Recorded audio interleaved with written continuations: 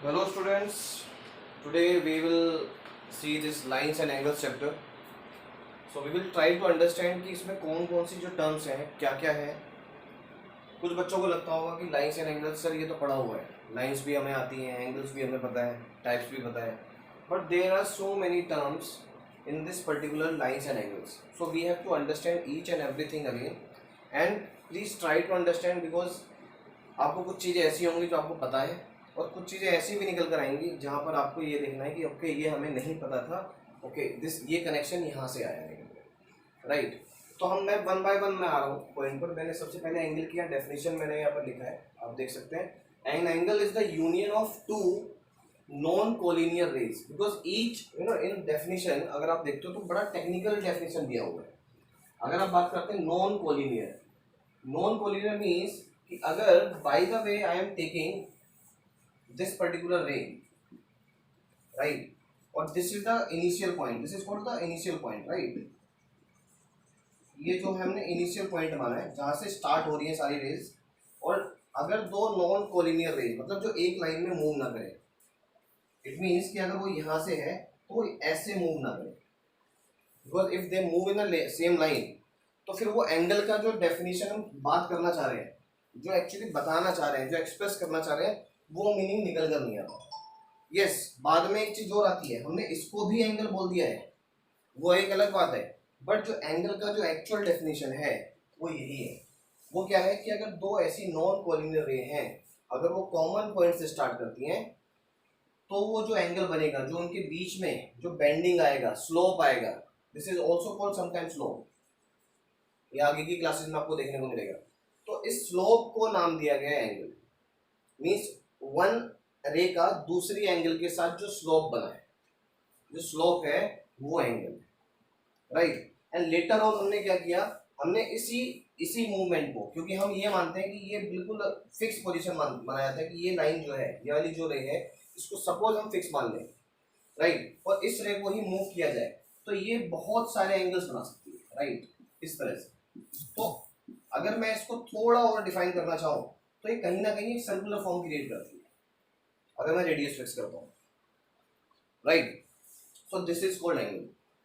जो एंगल का जो एक्चुअल डेफिनेशन है वो यही है कि एक साइड फिक्स है and one side which is moving around it and it is making an angle, it is making a slope with the first line. ठीक है. फिर उसके बेसिस पर और बातें निकल कर आई. क्या निकल कर आया, फिर वहां पर इसका यूनिट की डिस्कवरी हुई.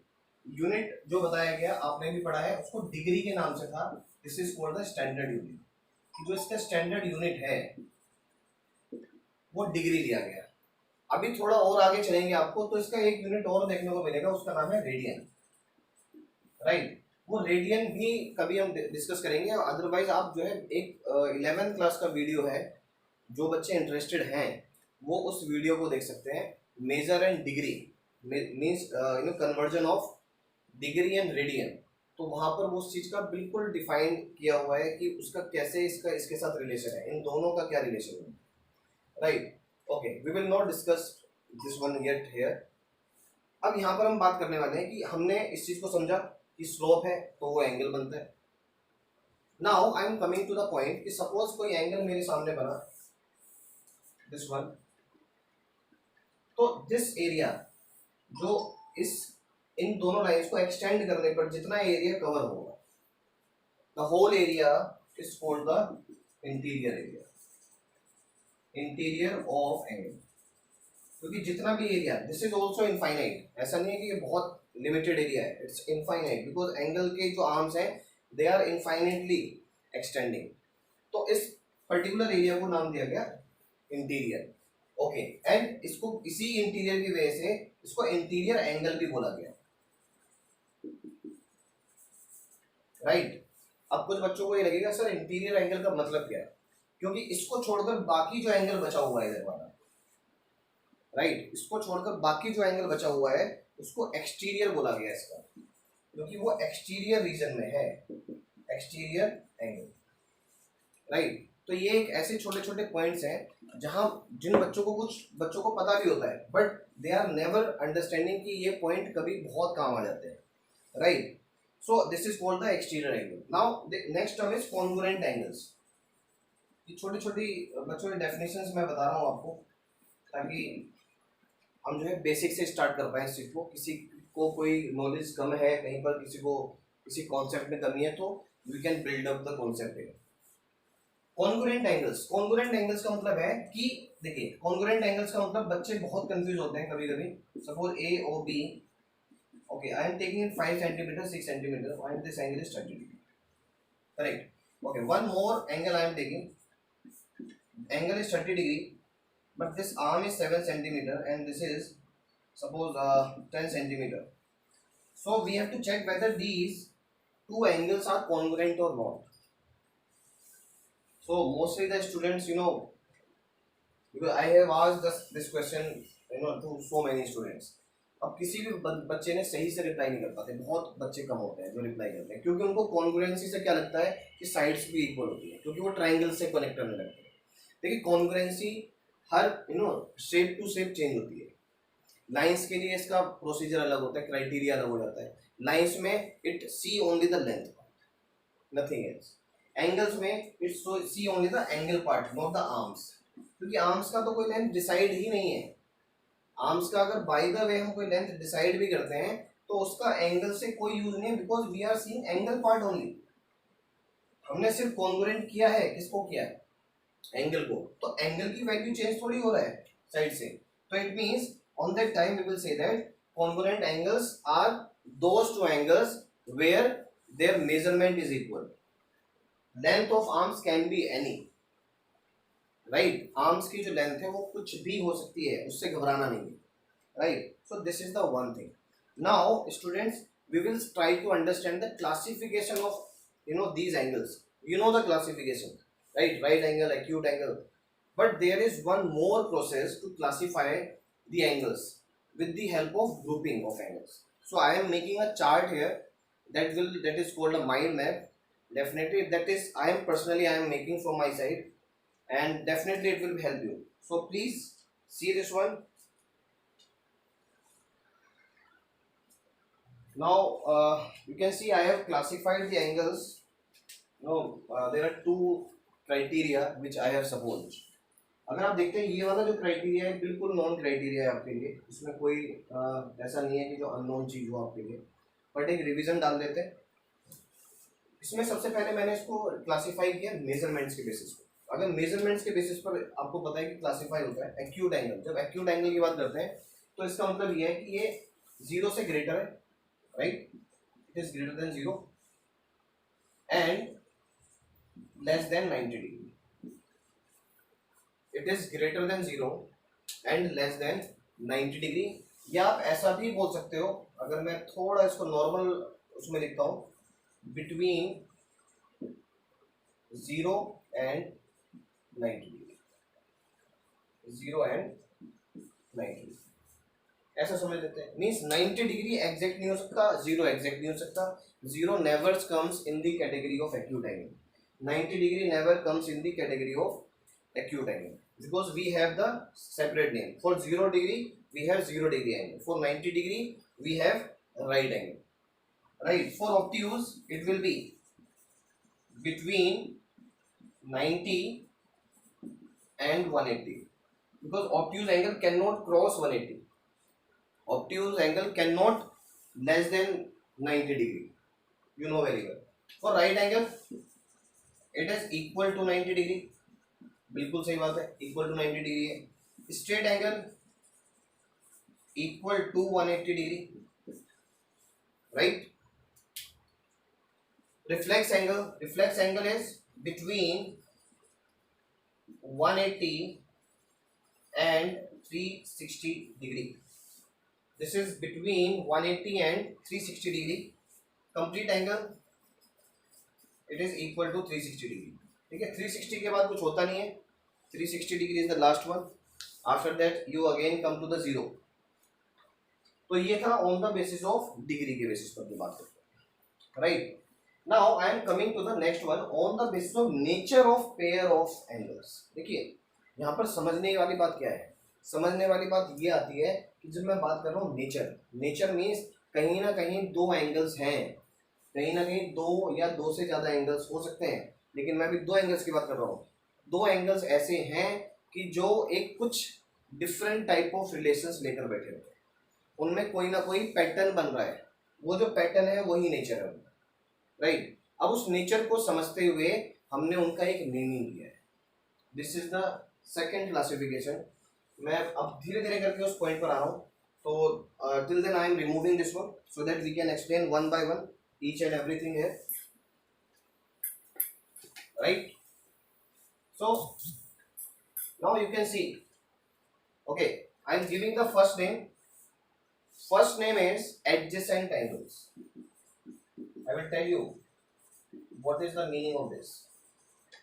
What do you mean by adjacent angles? How can you define it? ठीक है, adjacent वर्ड से ही क्लियर हो जाता है कभी कभी, अगर मैं इसका डिक्शनरी मीनिंग समझने की ट्राई करता हूँ। adjacent मीन्स जुड़ा हुआ, means when two things are attached, so the attachment is just because of boundary, right? Means वहां पर कोई ना कोई ऐसी बाउंड्री होगी जो उन दोनों को अटैच कर रही है। एक रूम्स की बात करें तो रूम्स की जब वॉल्स होती है, अगर मैं रूम की एक वॉल लेता हूँ, this is the room 1 and this is the room 2, तो रूम 1 और रूम 2 में ये जो बाउंड्री है ये इसको एडजेसेंट बनाती है। दिस इज, अगर ये बाउंड्री ना हो, अगर ये बाउंड्री नहीं होगी तो फिर ये एडजेसेंट रूम्स नहीं गिराए जाएंगे। एडजेसेंट के लिए समथिंग शुड बी कॉमन, जिससे उसमें अटैचमेंट बने, तभी वो एडजेसेंट कहलाएगा। अगर कोई रूम इधर की साइड है, चाहे वो बहुत कम डिस्टेंस पर हो, तो हम उसको एडजेसेंट नहीं बोल सकते, we will say something else. Means उनके बीच में कोई ना कोई अटैचमेंट होना बहुत जरूरी है, राइट। सो मैथमेटिकली भी कहीं ना कहीं हम वही अप्रोच को यूज करते हैं। मैथमेटिकली क्या बोला जाता है कि ऐसे दो angles, suppose I am saying taking this one and this is, now just try to understand, इसको समझने की बिल्कुल कोशिश करना कि मैं क्या कहना चाह रहा हूँ। कि मैं अगर इस वाले एंगल की बात करता हूँ, सिर्फ ऊपर वाला और एक नीचे वाला, इन दोनों एंगल्स में ऐसी कौन सी आर्म है जो इन दोनों एंगल्स में कॉमन आ रही है? सीधा हमारा आंसर हो जाता है ओबी। ओबी इज द कॉमन आर्म। जब OB हमारे लिए कॉमन आर्म है, और जो नॉन कॉमन आर्म्स हैं वो OA एंड OB हैं, साफ पता लग रहा है। इसको मैं थोड़ा सा लेबलिंग इसकी भी कर देता हूँ कि ये दोनों जो आर्म्स हैं ये नॉन कॉमन बोली जाती है। तो इट मीन्स कि ये दोनों जो एंगल हैं, इधर वाला और ये वाला जो angle, right, this one and this one, ये दोनों एंगल्स एडजेसेंट कहे जाएंगे। रीजन का क्या है इसके पीछे? क्योंकि उसमें एक ऐसी साइड है OB जो उन दोनों एंगल्स को अलग भी कर रही है और अपनी बाउंड्री की वजह से उनको आपस में जोड़ भी रही है, राइट। ठीक है, एक चीज और मैं यहाँ पर पर्टिकुलर करना चाह रहा हूँ कि जब भी आप एडजेसेंट की बात करेंगे तो यहाँ पर जो क्राइटेरिया है, जो first criteria is what? Same common vertex. Vertex should be common. देखिए O की बात कर रहा हूँ, O vertex should be common. Number second, what is the second? Same common arm, मतलब one common arm. Common arm भी होनी बहुत जरूरी है, क्योंकि बिना उसके तो एडजेसेंट होगा ही नहीं। Number third point is very important, क्या है वो? कि दोनों एंगल्स जब बनेंगे तो एक आर्म के इधर बनेगा और एक आर्म के दूसरी तरफ बनना चाहिए। मीन्स नॉन कॉमन आर्म्स, मैं देखिए यहाँ क्या लिख रहा हूं, non common arms should be either side, either side of OB, means we can say that common arm। Common arm के इधर साइड होनी चाहिए, एक इधर होगी तो दूसरी इधर होनी चाहिए। ऐसा ना हो कि आपने कॉमन आर्म यहां लगा दिया और आप क्या बात करने लगे कि ये वाला जो एंगल है और ये angle, this angle and this angle are common. आप कहोगे कि सर कॉमन आर्म भी है, कॉमन वर्टेक्स है, इसमें भी आ रहा है, या सॉरी ये वाली आर्म, ये आर्म उसमें कॉमन हो जाएगी, कॉमन वर्टेक्स हो गया। बट प्रॉब्लम क्या कि ये वाला जो एंगल है ये तो इस बड़े वाले एंगल का पार्ट हो गया। इसने दो कंडीशंस तो सेटिस्फाई कर दी, पर तीसरी कंडीशन को ये सेटिस्फाई नहीं कर पाया। जिसकी वजह से एडजेसेंट ये फेल हो जाए। क्लियर? तो ध्यान रखिए, कोई भी जब एडजेसेंट की बात होगी तो each angle should be separate, there should not be correlation. उनका आपस में एरिया मैच नहीं करना चाहिए, इंटीरियर एरिया मैच नहीं करेगा, ये ऐसे भी बोला जा सकता है। Right? Okay, now the second, what is the second pair? Second pair is linear pair. अगर मैं लीनियर पेयर को उठाता हूँ, लीनियर पेयर क्या है? लीनियर पेयर की जब बात करते हैं, लीनियर पेयर से पहले समझने से पहले मैं आपको फिर एडजेसेंट को ही समझाऊंगा। मैं सबसे पहले आपको एडजेसेंट का फिगर बता देता हूँ, आप फिर देखिएगा जब मैं एडजेसेंट की बात कर रहा हूँ। ओ ए, राइट, ओ बी, और मैंने ये ओ सी लिया, बिल्कुल एडजेसेंट है ये दो एंगल्स, एंगल 1 एंड एंगल 2। अब हम क्या करने वाले हैं, एडजेसेंट को मैं लीनियर पेयर में कन्वर्ट करने वाला हूँ। देखिए कैसे होगा हो रहा है ये। मैं सपोज ओ बी लाइन को मैं यहीं पर ड्रॉ कर रहा हूँ, नो चेंज। ओ सी लाइन भी मैं यहीं पर ही ड्रॉ कर रहा हूँ, नो चेंज। लेकिन मैंने जो ओ ए लाइन है वो मैंने यहाँ ड्रॉ कर दिया स्टूडेंट्स। अब देखिए क्या हुआ। अब कुछ बच्चे कह सकते हैं यहाँ पर, सर आपने ओ ए को सिर्फ डायरेक्शन चेंज किया है, जो ओ ए इस डायरेक्शन में था वो ऐसे आ गया, लेकिन उस डायरेक्शन की वजह से क्या चेंज आया फिगर में? फिगर में ये चेंज आया कि जो ये ए ओ बी है इज अ स्ट्रेट लाइन। अब ये एक स्ट्रेट लाइन बन गई। तो क्वेश्चन ये आता है कि सर लीनियर पेयर में क्या स्ट्रेट लाइन ही बनेगी? बिल्कुल बनेगी। इस वर्ड का मीनिंग ही यही है जो हम बार बार यूज कर रहे हैं, linear pair. Linear pair means which is making line, means ऐसे दो एंगल्स जो एक्चुअली में एक लाइन को क्रिएट कर रहे हैं।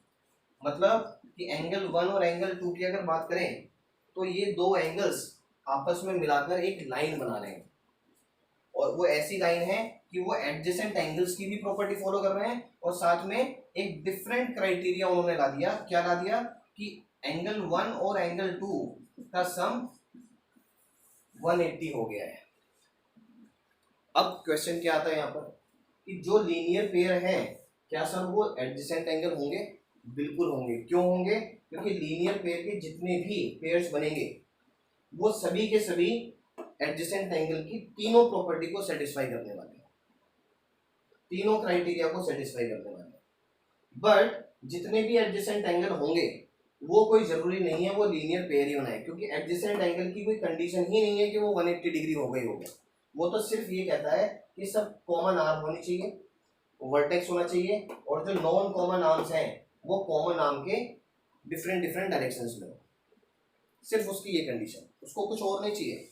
लीनियर पेयर को कुछ और चाहिए, लीनियर पेयर को वन मोर एक्स्ट्रा। क्या चाहिए? कि मुझे तो वो दोनों एंगल्स का सम 180 चाहिए। और वो कब पॉसिबल है? जब वो दोनों लाइन बनाए, क्योंकि अगर 180 बनाना है तो ऑब्वियसली आपको स्ट्रेट लाइन पर मूव करना ही पड़ेगा, राइट? तो ये कंडीशन आती है इसकी। तो इन दोनों में बच्चों यही एक डिफरेंस है जो आपको बहुत जरूरी है समझना, क्योंकि इसमें बहुत ज़्यादा गड़बड़ होती है समझने में। बच्चे समझ ही नहीं पाते कि इन दोनों में डिफरेंस क्या है और इन दोनों में रिलेशंस भी क्या है दोनों एडजेसेंट। बट एडजेसेंट को लीनियर पेयर नहीं कह सकते, बट लीनियर पेयर को एडजेसेंट एंगल कहा जा सकता है। ये था लीनियर पेयर और एडजेसेंट एंगल की बात। अब हम बात करते हैं next, complementary angles and supplementary angles. ये हमारा थर्ड टाइप है क्लासिफिकेशन का, और दिस इज फोर्थ। देखिए इन दोनों में भी काफ़ी सिमिलरिटी है, कॉन्सेप्चुअली सेम है, बट वैल्यू वाइज थोड़े अलग हो जाते हैं। जब मैं कॉम्प्लीमेंट्री की बात करता हूँ तो कॉम्प्लीमेंट्री बड़ी सीधी सी डेफिनेशन देता है कि ऐसे कोई भी एनी टू एंगल्स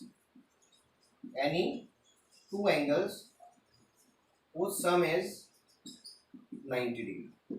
मतलब कोई भी दो एंगल हो, अगर उनका सम 90 डिग्री होगा तो आप सीधा बोल सकते हो कि वो दोनों angles means both angles are called complementary. बड़ा सिंपल सी डेफिनेशन, इसमें कुछ ज़्यादा इधर उधर की बातें नहीं करनी। इसमें अगर मैं एग्जांपल्स लूँ तो एग्जांपल्स तो बहुत सारे हैं, इनफाइनाइट एग्जांपल्स बन सकते हैं, इनफाइनाइट पेयर्स। जैसे मैं बोलता हूँ 30 डिग्री एंड 60 डिग्री, ये दोनों मिलाकर क्या बनाते हैं? 90 डिग्री बनाते हैं। तो इसका मतलब क्या है? कि जो 30 degree and 60 degree are complementary angles, are complementary angles. अब देखिए एक बात तो समझते हैं, ये तो था कॉम्प्लीमेंट्री की बात। कभी कभी क्वेश्चंस का जो लाइन ऑफ बिहेवियर होता है थोड़ा अलग हो जाता है। उसमें कभी कभी ये पूछ देता है कि yes what is the complement of 30 degree. अगर मैं ऐसा बोल दूं what is the complement of 30 degree, तो आप तुरंत बोल देना complement of 30 degree is 60 degree.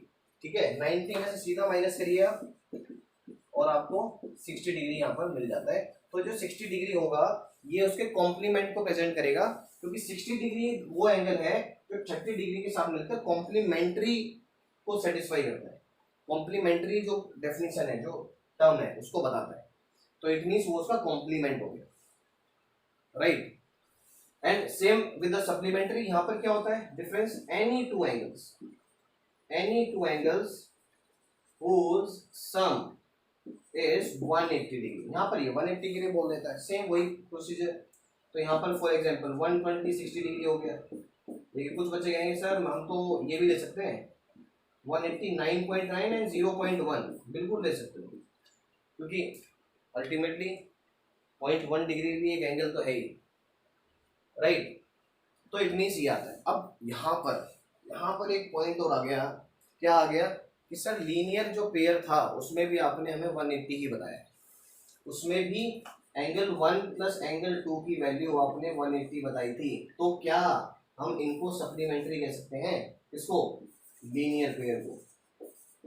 देखिए लीनियर पेयर को डेफिनेटली आप सप्लीमेंट्री एंगल की कैटेगरी में डाल दोगे, बट सप्लीमेंट्री एंगल्स को लीनियर पेयर की कैटेगरी में डालना पॉसिबल नहीं हो सकता हमेशा। देखिए सप्लीमेंट्री एंगल कभी भी ये नहीं कहता कि एंगल हमेशा कॉमन आर्म या कॉमन वर्टेक्स पर ही बनना है। वो ये भी बोल सकता है कि मुझे सिर्फ एंगल चाहिए 120 डिग्री एंड 60 डिग्री, सिर्फ उसको सम चाहिए 180। उसको इस बात से कोई मतलब नहीं है कि एंगल कहाँ फॉर्म हुआ, कैसे फॉर्म हुआ, बट सम 180 आ रहा है, it means they are supplementary angles. तो ये बेसिक छोटे छोटे डिफरेंस हैं जो समझना है, right. Now I am coming to the next point. देखिए वर्टिकली अपोजिट एंगल बड़ा फेमस एंगल है बच्चों, इतना फेमस है कि आपको पता नहीं हर क्लास में देखने को मिलेगा, हर मोस्टली थ्योरम्स में भी देखने को मिल जाता है, पता नहीं कितनी जगह यूज होगा। तो इसको तो आप बिल्कुल ऐसा मान के चलिए कि जैसे मैथमेटिकल ऑपरेशन होते हैं ना, प्लस और माइनस डिवीजन आते रहते हैं, तो ऐसे ही इस पर्टिकुलर पेयर का है, बहुत आता रहता है, कहीं पर भी आ जाता है, कहीं पर भी इसका रिजल्ट यूज हो जाता है, राइट। अब यहाँ पर आते हैं, यहाँ पर बात करते हैं वर्टिकली अपोजिट एंगल्स क्या है। देखिए सबसे पहले अगर मैं डेफिनेशन पर जाता हूँ, डेफिनेशन में बड़ा टेक्निकलिटी डाली हुई है। टेक्निकलिटी क्या है कि if there are two lines and they are intersecting each other in such a way that they are forming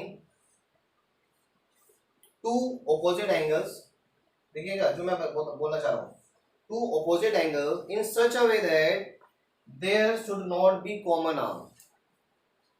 मतलब बनाएंगे वो दोनों लाइन ही एंगल्स को। अगर आप बात करें तो मैंने इस लाइन का नाम एल दिया और एम दिया, तो बना हुआ एंगल लाइन एल और लाइन एम ही दोनों एंगल क्रिएट कर रही है, बट किस तरह से क्रिएट कर रही है कि उनके बीच में कोई भी जो साइड है वो कॉमन नहीं, उनकी जो आर्म्स हैं वो कॉमन नहीं है। इट मीन्स ये एडजेसेंट तो नहीं हो सकते, राइट। इसका किसी सप्लीमेंट्री से कोई कनेक्शन नहीं है, राइट। इसका किसी कॉम्प्लीमेंट्री से कोई कनेक्शन नहीं है, इसका एडजेसेंट एंगल से कोई कनेक्शन नहीं है। तो इट मीन्स ये एक नया क्रिएशन हुआ, बट बाद में लेटर ऑन ये एक चीज और देखी गई कि इनका नाम तो बोला गया कि ये क्या है, वर्टिकली ऑपोजिट एंगल्स। क्यों? क्योंकि इनका सिर्फ वर्टेक्स कॉमन होता है, बाकी आर्म्स कॉमन नहीं होती। वर्टिकली ऑपोजिट एंगल्स क्यों? सिर्फ कॉमन वर्टेक्स है बट नो कॉमन आर्म। जब आर्म कॉमन नहीं है तो ये बिल्कुल नई कैटेगरी बन गई, और इस नई कैटेगरी का नाम बोला गया vertically opposite angles. And later on बाद में जब इस पर चेकिंग की गई, इस पर रिजल्ट निकाले गए, तो ये भी चेक किया गया कि जो एंगल 1 है और एंगल 2 है वो ऑलवेज ट्रू होता है, वो ऑलवेज ट्रू होगा, उसमें कोई दो राय नहीं होगी। Means vertically opposite angles are always equal. तो इट मीन्स अगर मैं इसकी बात करता हूं कि अगर ये 30 डिग्री होगा तो ये भी 30 डिग्री ही होगा ऑलवेज। ओके, अब मैं थोड़ा सा आपको फिर पीछे की तरफ बैकग्राउंड लगाते हैं, ये वाला एंगल क्या होगा। अब आप एक चीज देखिए, अगर मैं ये वाला जो 30 डिग्री और ये वाला जो एंगल है इसकी बात करता हूं, तो सिर्फ इन्हीं दो एंगल्स को देखिए आप, तो क्या मिलने वाला है। इसको हटा देते हैं। अब कुछ बच्चे कहेंगे सर ये तो लीनियर पेयर बन गया। डेफिनेटली लीनियर पेयर बना, क्योंकि ये एक स्ट्रेट लाइन बन गई, करेक्ट, और ये कॉमन आर्म निकल के आ गई, तो ये एडजेसेंट एंगल की कैटेगरी चलेगी। और ये 30 डिग्री होगा तो ये 150 डिग्री हो जाएगा, क्योंकि सम 180 होता है। तो इट मीन्स, और फिर ऐसे जब हम क्रॉस करेंगे तो ये 30 डिग्री एंड ये फिर 150 डिग्री हो जाएगा, क्योंकि फिर ये इसका वर्टिकली अपोजिट है और वर्टिकली अपोजिट एंगल्स इक्वल होते हैं। तो ये था पेयर ऑफ एंगल्स की बातें, कि इस तरह। अब ये जितने भी हमने पेयर्स पढ़े हैं, इस पर कुछ सम्स भी हैं जो डिस्कशन में किए जाएंगे, डिस्कस किया जाएगा, और आपको यही प्रॉपर्टीज को समझते हुए अप्लाई करना है उन क्वेश्चंस में।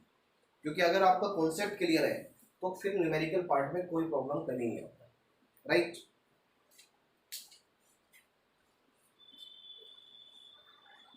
So class, thank you so much, and in the next video we will do some extra questions related to this particular concept.